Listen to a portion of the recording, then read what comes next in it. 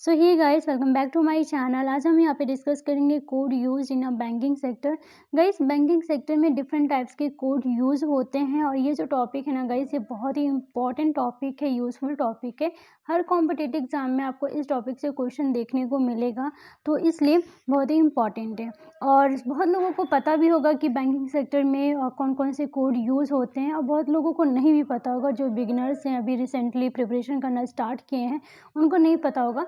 तो उन सब के लिए है गाइस ये वीडियो, तो इस वीडियो का पूरा देखिएगा, बहुत ही यूज़फुल वीडियो होने वाला है। ओके, चलिए अब हम यहाँ पे वन बाय वन सारे कोड्स कवर करेंगे। तो पहला है गाइस यहाँ पे स्विफ्ट कोड। स्विफ्ट कोड यहाँ पे देखेंगे सबसे पहले फुल फॉर्म।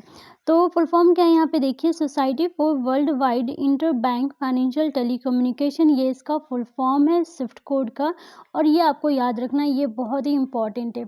फुल फॉर्म हमेशा याद रखना है, किसी भी ऑर्गेनाइजेशन का हो या किसी भी फील्ड का या किसी भी बैंक का फुल फॉर्म बहुत ही इंपॉर्टेंट है, हर कॉम्पिटिटिव एग्जाम में पूछा जाता है। ओके, तो ये आपको यहाँ पे याद रखना है। और यहाँ पे हम बात करेंगे कि स्विफ्ट कोड क्या है, किस लिए यूज़ किया जाता है, कहाँ पे यूज़ होता है। तो स्विफ्ट कोड जो है गाइस, ये एक इंटरनेशनल बैंक कोड है, ठीक है। एक ये इंटरनेशनल बैंक कोड है, और किस लिए यूज़ किया जाता है, तो ये मनी ट्रांसफ़र करने के लिए यूज़ किया जाता है। एक कंट्री से दूसरे कंट्री के बैंक में मनी ट्रांसफ़र करने के लिए यूज़ किया जाता है, ठीक है। यहाँ पे देख लीजिए गाइस, यहाँ पे स्विफ्ट कोड जो ज़्यादातर जो है इंटरनेशनल वायर ट्रांसफ़र के लिए यूज़ होता है, और ट्रांसफरिंग मनी के लिए यूज़ होता है, मनी ट्रांसफ़र करने के लिए यूज़ होता है, इंटरनेशनल फंड ट्रांसफ़र करने के लिए यूज़ होता है, और बैंक के बीच अदर मैसेजेस के एक्सचेंज करने के लिए भी यूज़ किया जाता है, ठीक है। तो ये यहाँ पे आप देख सकते हैं, ये यहाँ पे पॉइंट लिखा हुआ है, इसको आप रीड आउट कर सकते हैं। और गाइस, स्विफ्ट कोड को बैंक आइडेंटिफायर कोड भी बोलते हैं और बिजनेस आइडेंटिफायर कोड भी बोलते हैं, ठीक है। बिजनेस पर्पस के लिए भी यूज़ किया जाता है और बैंक पर्पस के लिए भी यूज़ किया जाता है, तो ये यहाँ पे आपको याद रखना है। और उसके बाद हम यहाँ पे देखेंगे कि स्विफ्ट कोड में कितने कोड होते हैं। तो 11 होते हैं, या तो आपको 8 कोड देखने को मिलेगा। और लास्ट के जो 3 डिजिट्स होते हैं गाइस, वो ऑप्शनल होता है, ठीक है। तो कभी आपको 11 देखने को मिलेगा और कहीं कहीं आपको 8 देखने को मिलेगा। यहाँ पे नीचे गिवन है यहाँ पे कोड 11 कोड, तो इसको भी हम यहाँ पे रिप्रेजेंट कर लेते हैं कि कौन कौन सा कोड जो है क्या रिप्रेजेंट करता है यहाँ पे। तो देखिए यहाँ पे ये जो आप देख रहे हैं स्टार्टिंग के ये 4 कोड जो आप देख रहे हैं, ये क्या रिप्रेजेंट करता है, तो ये बैंक कोड रिप्रेजेंट करता है, ठीक है। बैंक कोड को रिप्रेजेंट करता है, और ये सिर्फ लेटर्स में होता है, ठीक है। उसके बाद यहाँ पे आप जो सीसी देख रहे हैं, ये जो डबल कोड आप देख रहे हैं, ये क्या रिप्रेजेंट करता है, तो ये रिप्रेजेंट करता है कंट्री कोड को रिप्रेजेंट करता है, ठीक है। और ये भी लेटर्स में ही होता है। उसके बाद यहाँ पे देखिए गाइस, यहाँ पे एलसी, तो ये दोनों कोड जो है गाइस, ये क्या रिप्रेजेंट करता है, तो ये रिप्रेजेंट करता है लोकेशन को। लोकेशन को ये रिप्रेजेंट करता है, और लोकेशन में गाइस लेटर्स भी हो सकते हैं और डिजिट्स भी हो सकते हैं, ठीक है, कुछ भी हो सकता है।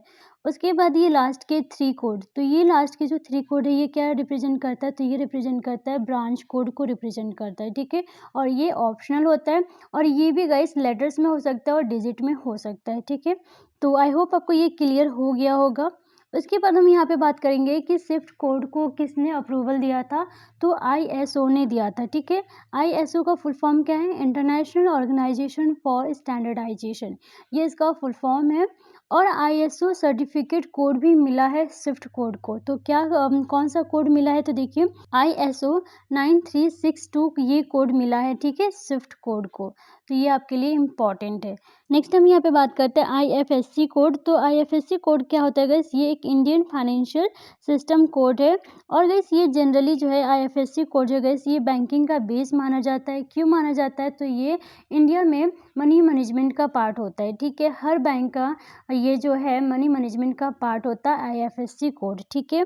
और गाइस आईएफएससी कोड को किसने अप्रूवल दिया था, किसके द्वारा अप्रूवल मिला है, तो आरबीआई के द्वारा, ठीक है। रिजर्व बैंक ऑफ इंडिया के द्वारा जो है मनी के ऑनलाइन ट्रांसफ़र को मॉनिटर करने के लिए जो है आईएफएससी कोड को हर बैंक में दिया गया है, ठीक है। हर बैंक के पास जो एक पर्टिकुलर आईएफएससी कोड होता है, और ये किसने अप्रूवल दिया है, आरबीआई ने दिया है, रिजर्व बैंक ऑफ इंडिया ने ये दिया है, ठीक है। उसके बाद हम यहाँ पे देखते हैं गाइस कि आईएफएससी कोड कोड जो है ये पेयर्स एंड पेई के बैंक ब्रांच को आइडेंटिफाई करता है और ये क्या करता है, ये इंश्योर करता है कि फंड जो है सही से ट्रांसफ़र हुआ है कि नहीं हुआ है, ठीक है।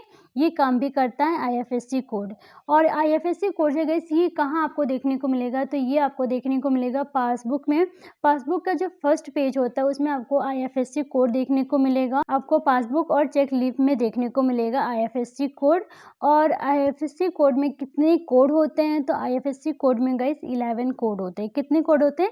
11 कोड होता है और ये एक अल्फा न्यूमेरिक कोड होता है, ठीक है। और गाइस ये जो कोड देख रहे हैं, अब इस कोड को हम क्या करेंगे, कैटेगराइज करेंगे। तो देखिए ये जो स्टार्टिंग का जो 4 कोड है ये क्या रिप्रेजेंट करता है, तो ये रिप्रेजेंट करता है बैंक को, ठीक है।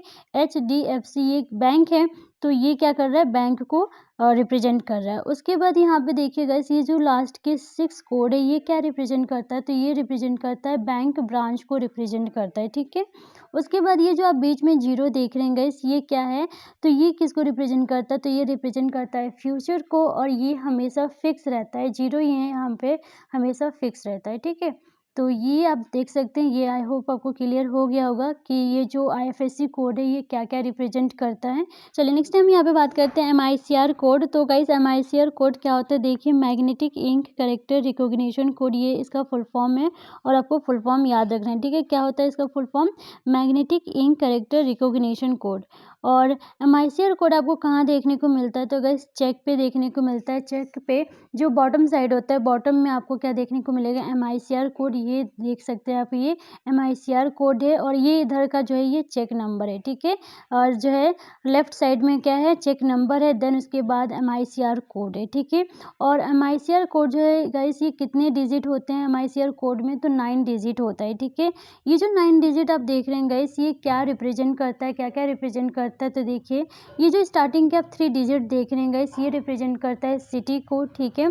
और मिडिल में जो ये 3 डिजिट आप देख रहे हैं ये क्या रिप्रेजेंट करता है, तो ये बैंक को रिप्रेजेंट करता है। उसके बाद गाइस ये लास्ट के 3 डिजिट क्या रिप्रेजेंट करता है, तो ये ब्रांच को रिप्रेजेंट करता है, ओके। और गाइस ये जो 9 डिजिट का होता है ये क्या करता है, ये इलेक्ट्रॉनिक्स क्लियरिंग सर्विसेज में पार्टिसिपेट लेने वाले बैंक ब्रांच के लोकेशन को क्या करता है, रिकॉग्नाइज करता है, ठीक है। तो आई होप आपको ये क्लियर हो गया होगा कि एमआईसीआर कोड क्या होता है, ओके। अब हम यहाँ पे बात करेंगे गाइस कि एमएमआईडी कोड क्या होता है। तो ये देखिए गाइस ये मोबाइल मनी आइडेंटिफायर कोड होता है, ठीक है। क्या है इसका full form, mobile money identifier code है। और ये कितने डिजिट्स का होता है, कितने डिजिट्स का ये कोड होता है, तो 7 डिजिट्स का होता है, ठीक है। 7 डिजिट्स का नंबर होता है और ये एक यूनिक कोड होता है जो आइडेंटिफाई करता है, जिसका यूज़ हम आईएमपीएस के थ्रू ईजिली फंड ट्रांसफ़र करने में करते हैं, ठीक है। जैसे गाइस हमें एक बैंक से दूसरे बैंक में मनी ट्रांसफ़र करना होता है तब हम क्या करते हैं, आईएमपीएस के थ्रू ही मनी ट्रांसफ़र करते हैं और तब हमें एमएमआईडी कोड की ज़रूरत पड़ती है। पहले के टाइम में जब हम मनी ट्रांसफ़र करते थे तो हमें पूरी इन्फॉर्मेशन लेनी पड़ती थी, अकाउंट नंबर लेना पड़ता था, आईएफएससी कोड लेना पड़ता था। बट अब के टाइम में क्या होता है कि एमएमआईडी कोड के थ्रू ही हम मनी को ट्रांसफ़र कर सकते हैं, ठीक है। ये कोड जब रहता है तो बहुत ही ईज़िली जो है मनी ट्रांसफ़र हो जाती है। तो ये आई होप आपको समझ में आ गया होगा कि ये क्या होता है एमएमआईडी कोड, ओके। अगला हम यहाँ पे बात करते हैं बीएसआर कोड, ठीक है। तो बीएसआर कोड क्या होता है, तो देखिए बेसिक स्टैटिस्टिकल रिटर्न कोड होता है, ये इसका फुल फॉर्म है। और गाइस बीएसआर कोड जो गाइस ये आरबीआई के द्वारा इंडिया के सभी बैंकों को दिया जाता है, ठीक है। हर बैंक के पास एक बीएसआर कोड होता है, ठीक है। और गाइस इसका यूज़ कहाँ पे होता है, किस लिए होता है, तो इसका यूज़ गाइस सभी ऑनलाइन पेमेंट को ट्रैक करने के लिए किया जाता है और जो है वेरियस बैंकों द्वारा टैक्स के लिए भी किया जाता है। इनकम टैक्स डिपार्टमेंट को अलर्ट किया जाता है इसी कोड के थ्रू, ठीक है। और साथ ही साथ क्या होता है गाइस कि पेमेंट किए गए सभी टैक्स को रिकॉर्ड करने के बाद चालान का डिटेल अपलोड करने के लिए भी किया जाता है बीएसआर कोड का यूज़, ठीक है। तो यहाँ पे आप देख सकते हैं गाइस ये बीएसआर कोड है ये पूरा, तो ये 7 डिजिट का होता है। तो देखते हैं गाइस ये 7 डिजिट क्या रिप्रेजेंट करता है। तो देखिए स्टार्टिंग का जो ये 3 डिजिट है गाइस ये क्या रिप्रेजेंट करता है, तो ये रिप्रेजेंट करता है बैंक को, ठीक है। उसके बाद ये जो आप देख रहे हैं गाइस ये 4 डिजिट, तो ये 4 डिजिट क्या रिप्रेजेंट करता है, बैंक के ब्रांच को रिप्रेजेंट करता है, ठीक है। तो ये आपको यहाँ पे याद रखना है, ये भी आपके लिए इम्पॉर्टेंट है। ओके, चलिए अगला है यहाँ पे यूएएन कोड। तो यूएएन कोड क्या होता है गाइस? ये एक यूनिवर्सल अकाउंट नंबर होता है और ये कहाँ पे यूज़ होता है? तो ये पीएफ में यूज़ होता है, ठीक है? पीएफ के लिए यूज़ होता है। पीएफ क्या है? तो गाइस ये प्रोविडेंट फंड ऑर्गेनाइजेशन होता है। जैसे हम कोई जॉब करते हैं तो उसमें जो पीएफ कटती है उस पीएफ को चेक करने के लिए हम यूएएन कोड का यूज़ करते हैं, ठीक है? यूएएन कोड के थ्रू हम पीएफ चेक कर सकते हैं कि मेरी पीएफ जमा हो रही है या नहीं, उसकी पूरी स्टेटस आप चेक कर सकते हो, ठीक है? इस कोड के थ्रू। तो ये जो कोड है गाइस, ये कितने कोड का होता है, कितने डिजिट्स का होता है? तो ये 12 डिजिट का होता है, ठीक है? यहाँ पे आप देख सकते हैं गाइस, ये 12 डिजिट है और ये 12 डिजिट का कोड होता है। इसी कोड के थ्रू जो है आप पीएफ अपनी चेक कर सकते हो, कितनी पीएफ आ रही है, कितनी नहीं आई है, ये सब आप इन्फॉर्मेशन चेक कर सकते हो, ठीक है? तो गाइस ये सारे कोड्स आपको याद रखना है, इस कोड से भी क्वेश्चन फ्रेम होता है, तो ये आपको यहाँ पे याद रखना है, ठीक है? ये आपके लिए इम्पॉर्टेंट है, ओके? तो ये कुछ कोड्स थे जो कि बैंकिंग सेक्टर में यूज़ किया जाता है, तो ये आपके लिए इम्पॉर्टेंट है, कॉम्पिटिटिव एग्ज़ाम में पूछा जाता है, ठीक है? सो अगर आपको ये वीडियो पसंद आया गाइस तो वीडियो को लाइक कीजिए, कमेंट कीजिए और चैनल पे नए हैं गाइस तो चैनल को भी सब्सक्राइब कर लीजिए, प्लस बगल में बेल आइकन होता है उसको भी प्रेस करिएगा ताकि और भी वीडियोज़ की नोटिफिकेशन आपको मिलती रहे, ओके? सो आज के लिए बस इतना ही एंड मिलते हैं नेक्स्ट वीडियो में।